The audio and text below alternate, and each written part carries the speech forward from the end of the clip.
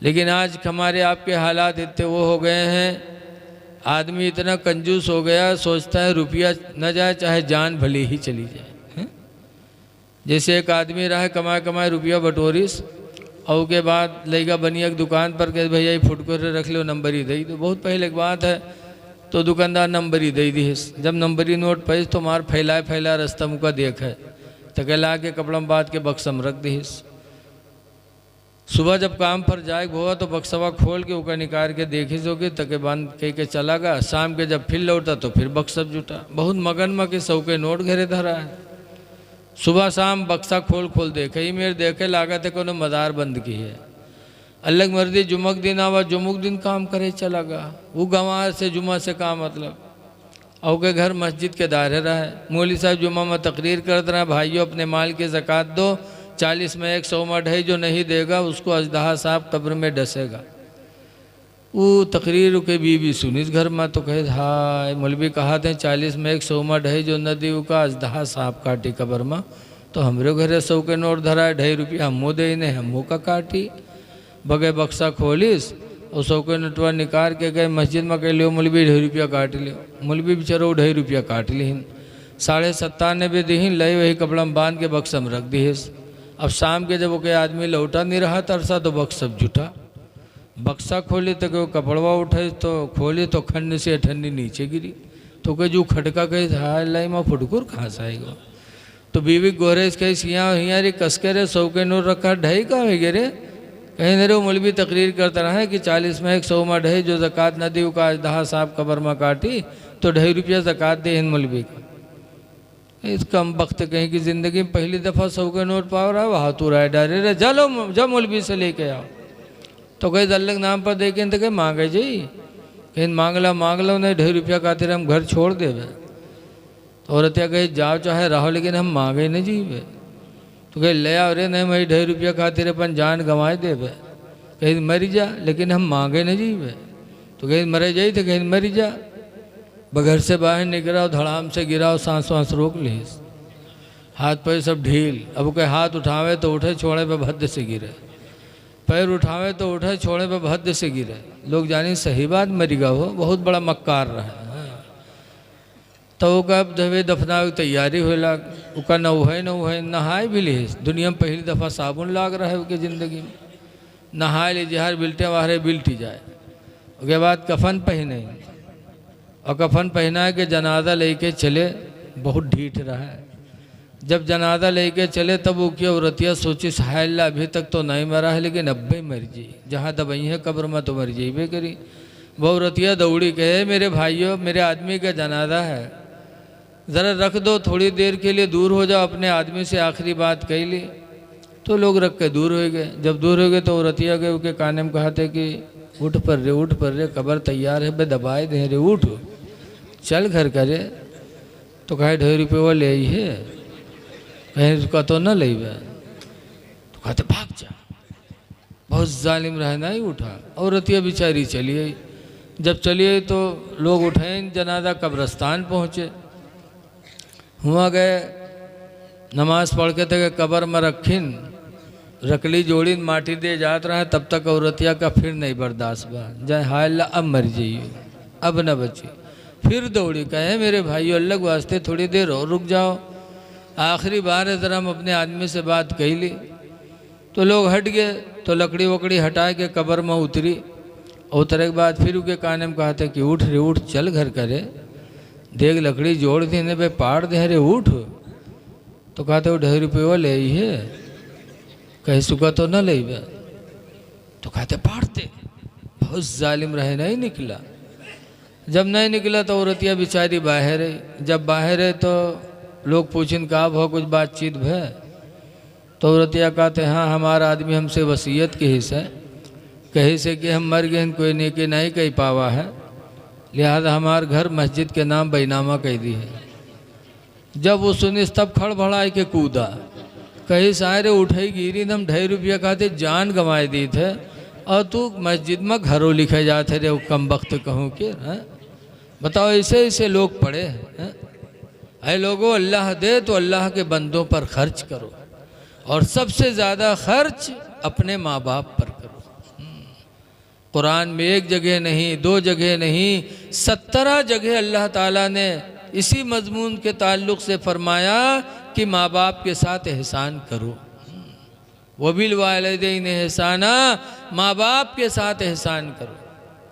पीर के बारे में है यक्को दफ़ा नहीं आवा, मौलाना के बारे में एको दफ़ा नहीं आवा। तो आज मौलाना का लुटावत हो, पीर साहब का लुटावत हो, और जो बाप के बारे में, माँ के बारे में 17 जगह कुरान ने कहा, हम माँ बाप की तरफ मुतवज्जा नहीं करते हैं, मुतवज्जा नहीं होते। ऐ लोगों, अल्लाह दौलत दे तो सबसे ज़्यादा तुम्हारे एहसान के मुस्तहिक तुम्हारे माँ बाप हैं। इसीलिए एक हदीस में बताया कि ऐ लोगों, तुम्हारी औलादें तुम्हारी बेहतरीन कमाई है, तुम अपनी औलादों की कमाई खाया करो, सरकार फरमाते हैं। और आज हम माँ बाप को तरसाते हैं। ऐ लोगों, 4 दिन की ज़िंदगी अल्लाह ने दी है, नेकियां कर लो। हमारी माँ बहनें भी सुन रही हैं, एक हदीस सुन लें, फिर अभी हज़रत तो इंशाअल्लाह बहुत कुछ बताएंगे। मज़ारों पे, दरगाहों में ये खुराफात, नाच गाना, झूला, सर्कस, कितनी बुरी बात है। ये तो वैसे भी बुरी बात है, बेहयाई है, और अल्लाह वाले के उर्स के मौके पर गुनाह पर गुनाह है। इसलिए हम गुजारिश करते हैं कि जो लोग इस बला में मुब्तला हैं, अभी तौबा का दरवाज़ा खुला है, खुदा जाने कब आँख बंद हो जाए। अपनी ज़िंदगी में तौबा कर लो, और तौबा कर लोगे तो हदीस पाक में अत्ताइबु मिनज़्ज़ंबी, गुनाह से तौबा करने वाला इंसान का मल्ला ज़ंबला, उस इंसान की तरह हो जाता जिसने कोई गुनाह ही न किया हो। कर लो तौबा। हज़रत शिबली अलैहिर्रहमा के ज़माने में एक आदमी रहा है, बहुत बड़ा पापी, पुलिस उसका पीछे पड़ी रात रहा है, वो घर पर नहीं सोए, कहूँ इधर कहूँ उधर। जब बहुत परेशान तो एक दिन हज़रत शिबली के पास गया, कहने लगा, हुजूर पुलिस पीछे पड़ी रहती, मेरे कारनामे बहुत गलत हैं, आज मुझे एक सोच आई है कि मैं अल्लाह की बारगाह में तौबा कर लूँ, कि अल्लाह मेरे गुनाहों को माफ़ करेगा। हज़रत शिबली ने फरमाया, हाँ, तुम तौबा कर लोगे तो अल्लाह ताला तुमको गुनाहों से ऐसा साफ कर देगा जैसे तुमने गुनाह किया ही नहीं। तो उसने तौबा किया और हज़रत से मुरीद हो गया। अब वो सोचिस कि हमारे सब गुनाह ख़त्म, अब पुलिस तो हमारे पीछे पड़ी ना। लेकिन हुआ अमाल नामा फरिश्तन के, उनसे तो गुनाह ख़त्म हो जाए, दरोगा जी के रजिस्टर से नाम थोड़ो कट जी। और सोचिस कि सब कहूँ ख़त्म। बाबा घरे बड़े आराम से लेटा, इत्तेफाक से पुलिस छापा डारिस।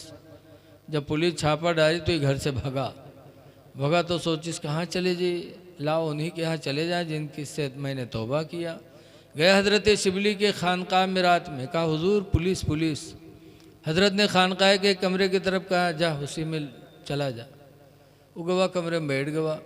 थोड़ी देर बाद पुलिस जब घर पे नहीं पाई तो तलाश करते करते खानकाह तक पहुंच गई। पुलिस ने हज़रत से पूछा, क्या फ़ला नाम का कोई मुजरिम यहाँ आया? तो हज़रत ने फरमाया, हाँ कमरे में बैठा है। जब वो सुने तब चौंका, कही तो सबसे बड़ा दुश्मन हमारी पीर ठहराज, अच्छा बिठाए के पकड़वाए दे, या अल्लाह रहम कर दे। और बंदा जब दिल से अपने रब को याद करता है तो हर मौके पर अल्लाह अपने बंदे की मदद फरमाता है। पुलिस गई कमरे में, वो पुलिस को बैठा देख रहा है, पुलिस उसको नहीं देख पाई। पुलिस वापस आई, कहा हुजूर उसमें वो नहीं है। हज़रत ने फरमाया, उसी में जाके देखो। तो जब फिर दोबारा भेजा तो फिर कहता है, या अल्लाह बचा ले, तो बगैर पकड़वाए ना मानी। फिर पुलिस गई, फिर पुलिस ने देखा, वो बैठा देख रहा था लेकिन पुलिस उसको नहीं देख पाए।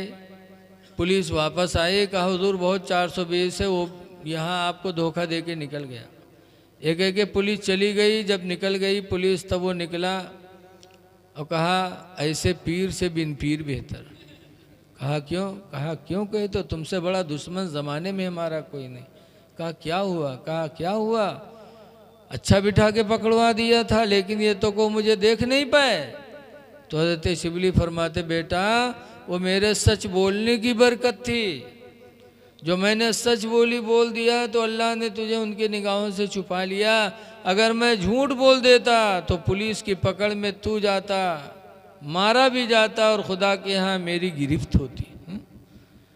पता चला कि जब आदमी सच्चे दिल से तौबा कर लेता है तो अल्लाह ताला उसके गुनाहों को माफ़ कर देता है, और तौबा करके जब किसी अल्लाह वाले का दामन थाम लेता है तो अल्लाह ताला उस नेक बंदे की निस्बत से अल्लाह उसको बहुत कुछ अता फरमा देता है। इसलिए कब्रों पे जाओ, अक़ीदत के साथ हाज़री दो और लहू व लईब से बचो। चंद दिन की ज़िंदगी अल्लाह ने दी है, नमाज रोज़ा की तैयारी कर लो। हदीस पाक में अल जन्नतो तस्ताक़ु अर्बात नफ़र यौमल क़ियामा, कि क़यामत के दिन जन्नत 4 लोगों की मुश्ताक़ होगी, 4 लोगों को पुकारेगी। नंबर 1 पर फरमाया तालील क़ुरान, कुरान को पढ़ने वाला, जो कुरान की तिलावत करेगा क़यामत के दिन जन्नत उसे पुकारेगी। दूसरे नंबर पर फरमाया वहाफ़िज़िल लिसान, ज़बान की हिफाजत करने वाले को क़यामत के दिन जन्नत पुकारेगी। व मुतइमिल जियान, और भूखों को खाना खिलाने वाले को क़यामत के दिन जन्नत पुकारेगी। किसी भूखे को, चाहे हिंदू हो चाहे मुस्लिम हो, कोई भी इंसान भूखा हो, ये समझ कर जाओ कि ये हमारा भाई है, इंसानी भाई है, हमारे बाप आदम की औलाद ये भी है। ये समझ कर तुम उस पर रहम करोगे तो अल्लाह तुम पर भी रहम फरमाएगा। हुजूर फरमाते ला यरहमुल्लाहु, अल्लाह उस पर रहम नहीं फरमाएगा मन ला यरहमुन्नास, जो इंसानों पर रहम नहीं करेगा। भूखे को खाना खिलाने वाले को जन्नत पुकारेगी। चौथे नंबर पर सरकार ने फरमाया वसाइमी फी शहरी रमज़ान, रमज़ान के महीने में रोज़ा रखने वाले को जन्नत पुकारेगी। तो अल्लाह दे तो गरीबों की मदद करो, खाना खिलाओ, पानी पिला दो, ये वो नेकी है जो कभी बर्बाद होने वाली नहीं है। क़यामत के दिन अल्लाह ताला हिसाब लेगा, नेकोकारों को जन्नत में भेजेगा, बदकारों को जहन्नम की तरफ भेजेगा। तो जहन्नम में जाने वाले जन्नत में जाने वालों को मुड़ मुड़ के देखेंगे। जब कोई जहन्नमी किसी जन्नती को पहचानेगा तो कहेगा अमा अरफ्तनी या फला, अय फला क्या तूने मुझे नहीं पहचाना? इन्नी आतैतुका वज़ूअन फिद दुनिया, बेशक मैंने दुनिया में तुझको वज़ू का पानी दिया था। फ़शफ़िनी इंदल्लाह, तो अल्लाह के नज़दीक तो मेरी शफ़ाअत कर दे। वक़ाल अल-आख़रो, और दूसरा जहन्नमी जब किसी जन्नती को पहचानेगा तो भी कहेगा अमा अरफ्तनी या फला, अय फला क्या तू मुझे नहीं पहचानता? इन्नी आतैतुका शरबतन फिद दुनिया, बेशक दुनिया में मैंने तुझको पानी पिलाया था। फ़शफ़िनी इंदल्लाह, तो अल्लाह के नज़दीक मेरी शफ़ाअत कर दे। फ़यशफ़ानी, तो दोनों शफ़ाअत करेंगे। फ़युशफ़्फ़ान, तो दोनों की शफ़ाअतें कबूल हो जाएंगी और वो दोनों जहन्नमी भी बख्श दिए जाएंगे। तो इसलिए रहती दुनिया में हो सके तो किसी को खाना खिला दो, हो सके तो पानी पिला दो, ये वो नेकी है जो कभी बर्बाद होने वाली नहीं है।